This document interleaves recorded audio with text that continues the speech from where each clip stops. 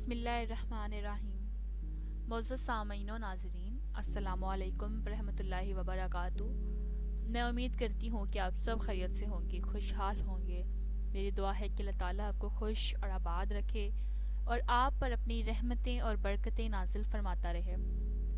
ناظرین، آج کی میری ویڈیو کا موضوع ہے بہاؤالدین نقشبندی، جو اللہ تعالیٰ کے ایک بہت ولی گزر چکے ہیں، اور ان کے متعلق ان کی ولادت، سوانحہ، ان کی آثار ولادت، یہ تمام، اور ان کا پھر اس کے بعد وصال، یہ تمام معلومات آپ لوگ جان سکیں گے آج کی ویڈیو میں۔ ویڈیو کو لاسٹ تک ضرور دیکھیے گا۔ تو بڑھتے ہیں ویڈیو کی طرف۔ خواجہ خواجگان بہاؤالدین نقشبند بخاری مسلم صوفی سلسلہ نقشبندیہ کے بانی تھے۔ یہ سلسلہ پوری دنیا میں سب سے زیادہ مقبول اور بڑا سلسلہ مانا جاتا ہے۔ سلسلہ مجددیہ، سلسلہ خالدیہ اور سلسلہ صیفیہ اس کی مشہور شاخیں ہیں۔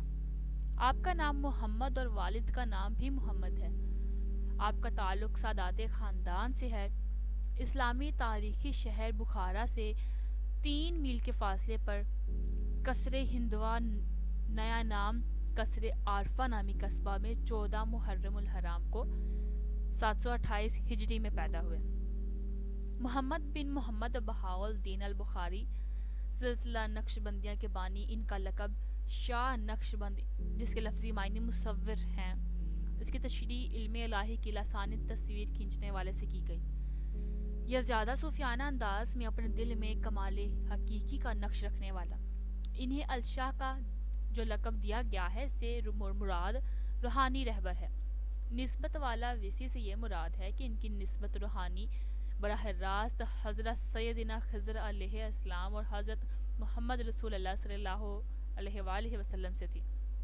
بچپن ہی سے آپ کی پیشانی پر آثار ولایت و ہدایت نمایاں تھے، اور یہ کیوں نہ ہو جب آپ کی ولادت سے بھی پہلے وہاں سے گزرتے ہوئے قطب عالم محمد بابا سمامی نے فرمایا تھا کہ مجھے یہاں سے ایک مرد خدا کی خوشبو آتی ہے، اور ایک اور مرتبہ فرمایا اب وہ خوشبو زیادہ ہو گئی ہے، اور جب آپ پیدا ہوئے اور دعا کے لیے آپ کے پاس لائے گئے تو انہیں اپنی فرزندی میں قبول فرمایا اور تو جہاد سے نوازا۔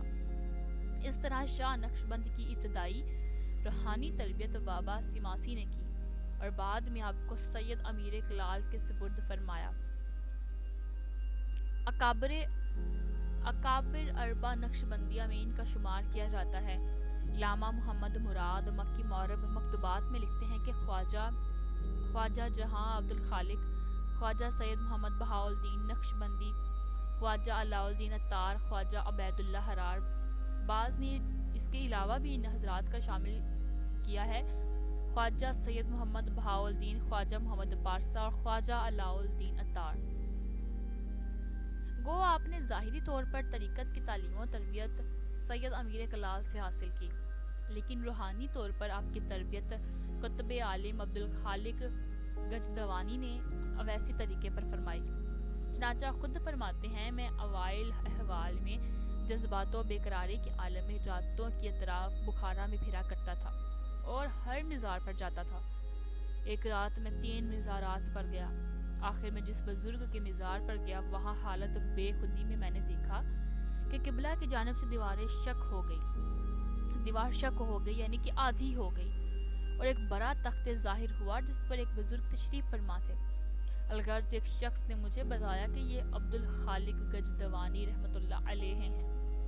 میں نے خواجہ کی خدمت میں سلام عرض کیا، اپنے سلام کا جواب دیا، اور وہ ارشادات فرمائے جو سلوک کی ابتدا اور درمیان میں و انتہا سے تعلق رکھتے تھے، یعنی مکمل سلوک کی تعلیم دی۔ اس موقع پر تاکیدی طور پر آپ نے ارشاد فرمایا، استقامت سے شریعت کے شاہراہ پر چلنا، کبھی اس سے قدم باہر نہ نکالنا، عزیمت اور سنت پر عمل کرنا اور بدعت سے دور رہنا۔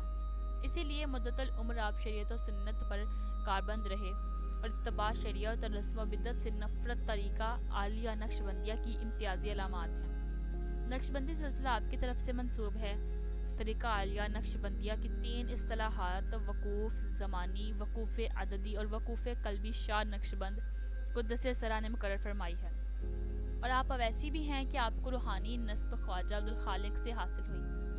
آپ کا وصال بروز پیر 3 ربیع الاول 971 ہجری بمطابق 21 فروری 1390 عیسوی کو 73 برس کی عمر میں آبائی گاؤں قصر عارفہ میں ہوا۔ ان کی قبر پر ایک شاندار مزار تعمیر کیا گیا ہے اور یہ بخارا کے قابل ذکر مقامات میں شامل ہے۔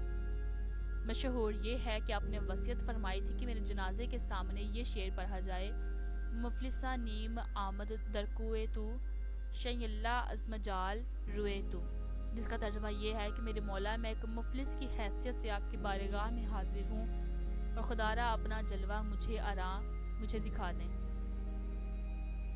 اور ناظرین، یہیں پر حضرت بہاؤالدین نقشبندیہ کی طرف سے تمام معلومات ختم ہوتی ہے، اور امید کروں گی کہ آپ کو ویڈیو پسند آئی ہوگی، اور اگر ویڈیو اچھی لگی ہو تو کائنڈلی چینل کو لائک، شیئر اور سبسکرائب ضرور کر دیجیے گا۔ اپنے دعا میں یاد رکھیں۔ اللہ حافظ۔